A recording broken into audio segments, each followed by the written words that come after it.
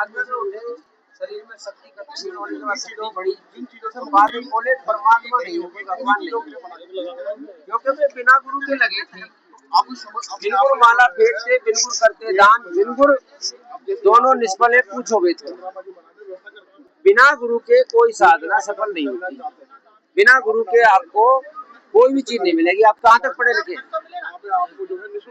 अब आप बताइए कि जिस टीचर ने आपको किताब खोल के समझाया वो कौन है? आपका गुरु है?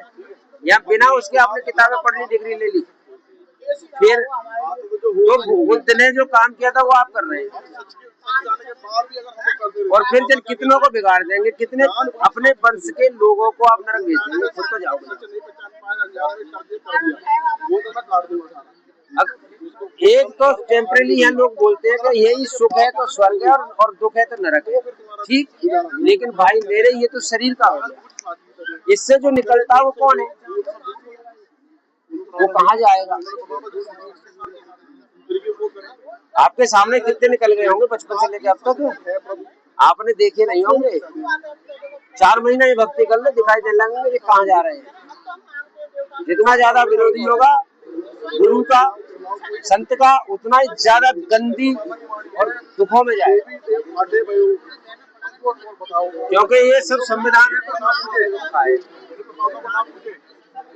और गुरु बिन ज्ञान ना हो, ज्ञान के बिना वैराग्य नहीं होगा, वैराग्य के बिना मुक्ति नहीं, मोक्ष नहीं होगा।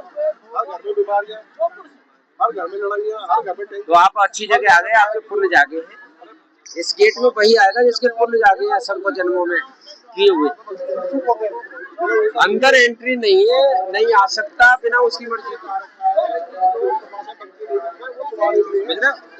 तो आप जो है यहाँ जानिए, ज्ञान समझिए, शालीनता से यही बताया है कि संतों के पास जाकर के प्यार मोहब्बत से प्रश्न करने से वो सब समझा देंगे।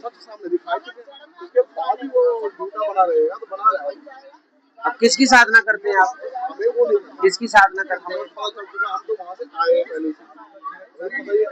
जोर से बोलोगे तो थोड़ा सुना। क्या हुआ? पहले किसकी करते थे? किसकी करते थे? किसकी करते थे? देवी देवता ऐसे समझो, मंत्री, एसडीएम, तहसीलदार, कानी को जे ऊपर के डीएम के अधिकार के बिना कोई भी राहत नहीं दे सकते। मंत्री मुख्यमंत्री के आदेश के बिना कुछ नहीं दे सकते, उनको कुछ नहीं है। और मुख्यमंत्री भी बिना प्रधानमंत्री के भी कुछ नहीं दे सकता, क्योंकि उसमें भी इतना नहीं है, लेकिन इतना अधिकार है, थोड़ा बहुत काम कर सकता है। और प्रधानमंत्री भी राष्ट्रपति के अधीन है। ऐसे समझो ये सारा सिस्टम ऊपर का। अब राष्ट्रपति परमात्मा कबीर है। परमात्मा कबीर की शरण में जाने के बाद सभी देवी देवता आपको सारा सब कुछ देंगे, और सब ऐसे खड़े होंगे आपके सामने, भगत के सामने, कि पता भाई क्या आदेश है, अपने भगत को भगवान भेजो। और देंगे यही, इसलिए हम इनके सबका आदर करते हैं, सम्मान करते हैं, पूजा उस कबीर परमात्मा की करते हैं। ब्रह्मा विष्णु महेश शिव ब्रह्म परब्रह्म सबका सत्कार करते हैं। अब आप अकेले मान लो, बाप से तो बोलो मत, और बेटा को लग तो बाप नाराज हो जाएगा, मेरे बेटा को बिगाड़ रहा है। परमात्मा रूठा है आपसे, उसे मना लो, और बिना गुरु के मने नहीं। अब विचार आपका, जितनी जल्दी हो सके मना लो। नास्तिकता नरक की ओर ले जाती है, और आस्तिक व्यक्ति को अगर गुरुजी ये नहीं आते तो तुम अकेले ना हो। हम जो समझा रहे हम सवेरे स्थिति में हमें सुख जब मिले, जब सतगुरु मिले। हम देवी देवताओं की पूजा करके 36 और 64 लाख 33 लाख सब पूज के करोड़ थक चुके थे, हमारे परदादे नरक को गए, मतलब वो भी थक चुके थे।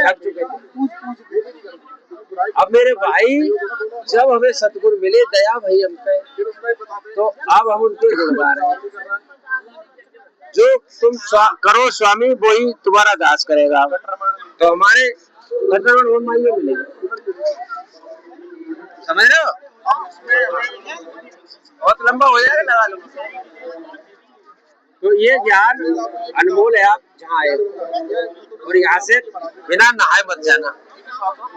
यहाँ सब मेल छुटा लो, आज रुको कल रुको, नाम लेके जाना, जब तक समझ में आए समझ लो। यहाँ परमात्मा ने अपने बच्चे पूरे प्रांगण में छोड़ रखे हैं। तुम यहाँ में किसी को छोटा बड़ा मत जांचना। भगवान एक, सतगुरु एक पूरे विश्व में, और उसके भक्तों को ज्ञान सभी। ठीक है। हाँ तो अब बताओ, कोई प्रश्न है बताओ कि क्या करूं मैं, किसकी करूं? और नाम ले लो तो बहुत जल्दी समझ में आ जाएगा तुम्हारे भी 2 मिनट में। हाँ तो प्रणाम करा लाओ इन्हें, आपके साथ है, आपके साथ इन्हें प्रणाम करा के लाओ, खाना खिलवाओ और हलवा खा लिया, प्रसाद खिलवाओ, पहले प्रणाम करवाओ, फिर प्रसाद खिलवाओ, फिर हाथ धुलवाओ, फिर लेके आओ, फिर मैं यहाँ बैठूंगा।